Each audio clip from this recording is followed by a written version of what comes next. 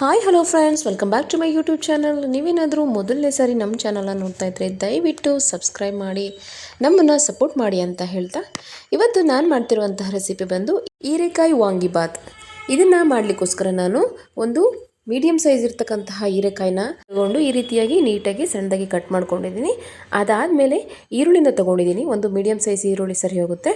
ಮತ್ತು ಒಗ್ಗರಣೆಗೋಸ್ಕರ ನಾನು ಕರಿಬೇವಿನ ಸೊಪ್ಪು ತೊಗೊಂಡಿದ್ದೀನಿ.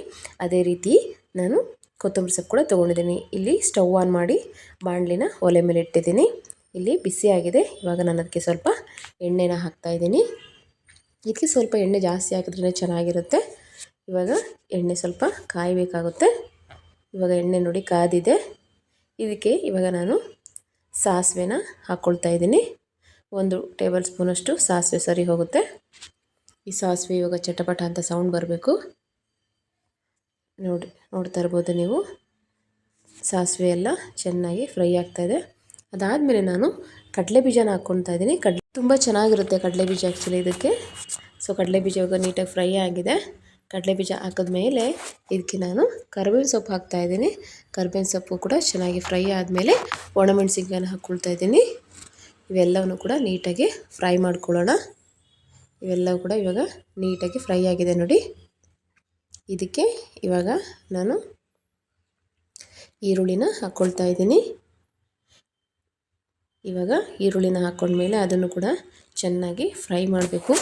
ಈರುಳ್ಳಿ ಕಲರ್ ಚೇಂಜ್ ಆಗೋ ಥರ ನಾವು ಚೆನ್ನಾಗಿ ಈರುಳ್ಳಿನ ಫ್ರೈ ಮಾಡ್ಕೋಬೇಕಾಗುತ್ತೆ. ಇವಾಗ ಫ್ರೈ ಮಾಡ್ಕೊಳ್ಳೋಣ.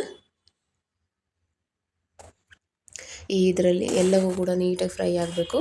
ಕಡಲೆ ಬೀಜ, ಈರುಳ್ಳಿ, ಕರಿಬೇವಿನ ಸೊಪ್ಪು, ಮೆಣಸಿನಕಾಯಿ ಎಲ್ಲವೂ ಕೂಡ ನೀಟಾಗಿ ಫ್ರೈ ಆಗಬೇಕಾಗುತ್ತೆ. ನೋಡ್ತಾ ಇರ್ಬೋದು, ಇಲ್ಲೆಲ್ಲ ಕೂಡ ನೀಟಾಗಿ ಫ್ರೈ ಆಗಿದೆ. ಅದಕ್ಕೆ ನಾನು ಇವಾಗ ಸಣ್ಣದಾಗಿ ಕಟ್ ಮಾಡಿರ್ತಕ್ಕಂತಹ ಹೀರೆಕಾಯಿನ ಹಾಕ್ಬಿಟ್ಟು ಫ್ರೈ ಮಾಡ್ಕೊಳ್ತೀನಿ. ಹೀರೆಕಾಯಿ ಚೆನ್ನಾಗಿ ಬೇಯಬೇಕಿದು. ಹಸಿ ವಾಸನೆ ಹೋಗೋ ಥರ ನೀಟಾಗಿ ಅದನ್ನು ಚೆನ್ನಾಗಿ ಎಣ್ಣೆಯಲ್ಲಿ ನಾವು ಫ್ರೈ ಮಾಡ್ಕೊಳ್ಬೇಕಾಗುತ್ತೆ. ಹೀರೆಕಾಯಿನ ಅದು ಚೆನ್ನಾಗಿ ಫ್ರೈ ಆಗಲಿ. ಇನ್ನು ನೋಡ್ತಾ ಇರ್ಬೋದು, ನಾನು ಹಾಕಿ ಇದನ್ನು ಸಣ್ಣದಾಗಿ ಕಟ್ ಮಾಡ್ಕೊಂಡಿದ್ದೀನಿ. ನೀಟಾಗಿ ಇದನ್ನು ಫ್ರೈ ಮಾಡ್ಕೊಳ್ತಾ ಇದ್ದೀನಿ. ಹೀರೆಕಾಯಿ ಬೇಯಲಿಕ್ಕೆ ಒಂದು ಸ್ವಲ್ಪ ಟೈಮ್ ತೊಗೊಳುತ್ತೆ. ಆದರೂ ಕೂಡ ಅದನ್ನು ಎಣ್ಣೆಯಲ್ಲಿ ನಾವು ಫ್ರೈ ಮಾಡ್ಕೋಬೇಕು. ಯಾವುದೇ ರೀತಿಯಾದಂಥ ನೀರನ್ನ ಹಾಕ್ಕೋಬಾರ್ದು ಇದರಲ್ಲಿ.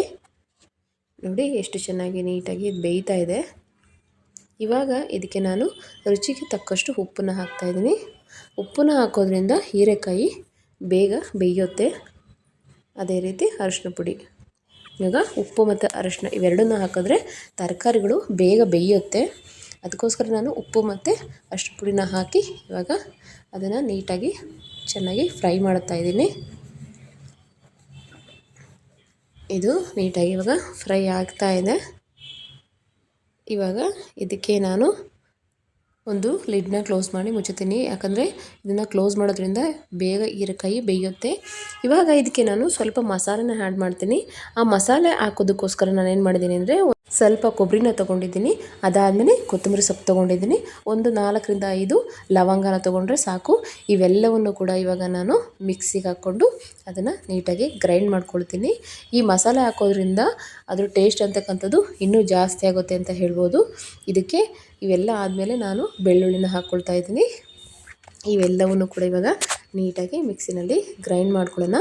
ಇವಾಗ ಆಲ್ರೆಡಿ ನಾವು ಗ್ರೈಂಡ್ ಮಾಡಿ ಇಟ್ಕೊಂಡಿದ್ದೀವಿ. ಇವಾಗ ನಾವೇನು ಅಲ್ಲಿ ಒಗ್ಗರಣೆ ಹಾಕಿದ್ವಲ್ಲ, ನೀವು ನೋಡ್ಬೋದು ಎಲ್ಲ ಹೀರೆಕಾಯಿ ಚೆನ್ನಾಗಿ ಬೆಂದಿದೆ. ಎಲ್ಲ ನೀಟಾಗಿ ಫ್ರೈ ಆಗಿದೆ. ಯಾವುದೇ ರೀತಿಯಾದಂತಹ ಹಸಿ ವಾಸನೆ ಕೂಡ ಇಲ್ಲ. ಎಲ್ಲ ಚೆನ್ನಾಗಿ ಫ್ರೈ ಆಗಿದೆ. ಈ ರೀತಿ ಫ್ರೈ ಆದಮೇಲೆ ಇದಕ್ಕೆ ಇವಾಗ ನಾವು ರೆಡಿ ಮಾಡಿ ಇಟ್ಕೊಂಡಿದ್ವಲ್ಲ ಮಸಾಲೆ ಏನಿದೆ, ಅದು ಕೊಬ್ಬರಿ, ಕೊತ್ತಂಬರಿ ಸೊಪ್ಪು, ಬೆಳ್ಳುಳ್ಳಿ ಅವೆಲ್ಲ ಇದ್ವಲ್ಲ ಅದನ್ನು ಆ್ಯಡ್ ಮಾಡ್ಕೋಬೇಕು. ಅದಕ್ಕಿಂತ ಮುಂಚೆ ನಾವು ಖಾರ ಪುಡಿನ ಹಾಕ್ಕೋಬೇಕು. ಯಾಕೆಂದರೆ ನಾವು ಮಿಕ್ಸಿನಲ್ಲಿ ಖಾರದ ಪುಡಿನ ಹಾಕ್ಕೊಂಡಿರಲಿಲ್ಲ. ಅದಕ್ಕೋಸ್ಕರ ಇಲ್ಲಿ ನಾವು ಖಾರದ ಪುಡಿ, ನಿಮಗೆ ಎಷ್ಟು ಖಾರ ಬೇಕೋ ಅಷ್ಟು ಖಾರ ಪುಡಿನ ನೀವು ಹಾಕ್ಕೋಬೋದು. ಇದರಲ್ಲಿ ಹಸಿರು ಮೆಣಸಿನ್ಕಾಯಿನ ಬೆಳೆಸೋದು ಬೇಡ. ಏಕೆಂದರೆ ಇದಕ್ಕೆ ಆ ಹಸಿರು ಮೆಣಸಿನ್ಕಾಯಿ ಒಳ್ಳೆ ಕಾಂಬಿನೇಷನ್ ಆಗೋದಿಲ್ಲ. ಅದಕ್ಕೋಸ್ಕರ ನಾನು ಖಾರದ ಪುಡಿನ ಹಾಕ್ಕೊಂಡಿದ್ದೀನಿ. ನೀಟಾಗಿ ಅದನ್ನೆಲ್ಲ ಕೂಡ ಖಾರದ ಪುಡಿ ಹೀರೆಕಾಯಿನೆಲ್ಲ ಚೆನ್ನಾಗಿ ಬಿಟ್ಕೊಳ್ಳೋ ಥರ ನಾನು ಫ್ರೈ ಮಾಡಿದ್ದೀನಿ. ಇದಾದಮೇಲೆ ನಾನು ಇವಾಗ ಏನು ರುಬ್ಬಿಟ್ಕೊಂಡಿದ್ನಲ್ವ ಆ ಮಸಾಲೆನೂ ಕೂಡ ಹಾಕ್ಕೊಂಡಿದ್ದೀನಿ. ಮಸಾಲೆಗೆ ನೀವು ಯಾವುದೇ ಥರ ನೀರನ್ನ ಹಾಕ್ಕೋಬಾರ್ದು, ಆ ರೀತಿ ರುಬ್ಕೋಬೇಕಾಗುತ್ತೆ. ನೋಡಿ ಇವಾಗ ನಾನು ಯಾವುದೇ ಥರ ಮಸಾಲೆಗೆ ನೀರು ಹಾಕ್ಕೊಂಡಿಲ್ಲ. ಅದನ್ನು ಕೂಡ ಇವಾಗ ನೀಟಾಗಿ ಎಲ್ಲದೂ ಕೂಡ ಫ್ರೈ ಮಾಡೋಣ. ಇಲ್ಲಿ ನಾನು ನೀರನ್ನು ಯಾವುದಕ್ಕೂ ಕೂಡ ಹಾಕ್ತಾ ಇಲ್ಲ, ಎಲ್ಲದೂ ಕೂಡ ಇಲ್ಲಿ ಎಣ್ಣೆನಲ್ಲೇ ಫ್ರೈ ಆಗ್ತಾಯಿದೆ. ಇವಾಗ ನೀವು ನೋಡ್ಬೋದು ನೀಟಾಗಿ ಎಲ್ಲ ಕೂಡ ಚೆನ್ನಾಗಿ ಫ್ರೈ ಆಗಿದೆ. ಈ ರೀತಿ ಎಲ್ಲ ನೀಟಾಗಿ ಫ್ರೈ ಆದರೆ ಟೇಸ್ಟ್ ಅಂತೂ ಅಲ್ಟಿಮೇಟಾಗಿ ಬರುತ್ತೆ. ನೀವೇನಾದರೂ ಅರ್ಧಂಬರ್ಧ ಹೀರೆಕಾಯಿನ ಬೇಯಿಸ್ಕೊಂಡ್ರೆ ಏನಾಗುತ್ತೆ ಅಂದರೆ ನಮಗೆ ಹಸಿ ವಾಸನೆ ಅಂತಕ್ಕಂಥದ್ದು ಬರುತ್ತೆ. ಇವಾಗ ನಾನು ಇದಕ್ಕೆ ವಾಂಗಿಬಾತ್ ಪೌಡ್ರನ್ನ ಹಾಕ್ತಾಯಿದ್ದೀನಿ. ಸೊ ಹೀರೆಕಾಯಿ ವಾಂಗಿಬಾತ್ಗೆ ವಾಂಗಿಬಾತ್ ಪೌಡ್ರೇ ಮೇಯ್ನ್ ಆಗಿರುತ್ತೆ. ಸೊ ಇವಾಗ ನಾನು ವಾಂಗಿಬಾತ್ ಪೌಡ್ರನ್ನ ಹಾಕ್ಬಿಟ್ಟು ನೀಟಾಗಿ ಇದನ್ನು ಎಲ್ಲ ತಿರುಗಿಸ್ಕೊಳ್ತಾ ಇದ್ದೀನಿ. ಎಲ್ಲ ವಾಂಗಿಬಾತ್ ಪೌಡ್ರ್ ಕೂಡ ಮಿಕ್ಸ್ ಆಗ್ತಾಯಿದೆ ನೀಟಾಗಿ. ಇವಾಗ ವಾಂಗಿಬಾತ್ ಗೊಜ್ಜು ನಮಗೆ ರೆಡಿಯಾಗಿದೆ. ಇದರಲ್ಲಿ ನಾನು ಯಾವುದೇ ಥರನಾದಂಥ ನೀರನ್ನು ನಾನು ಹಾಕಿಲ್ಲ, ಎಲ್ಲವೂ ಕೂಡ ಎಣ್ಣೆನಲ್ಲೇ ಫ್ರೈ ಆಗಿದೆ. ಇವಾಗ ನೀವು ನೋಡ್ತಾ ಇರ್ಬೋದು ಎಷ್ಟು ಚೆನ್ನಾಗಿ ಫ್ರೈ ಅದು ರೆಡಿಯಾಗಿದೆ ಗೊಜ್ಜು.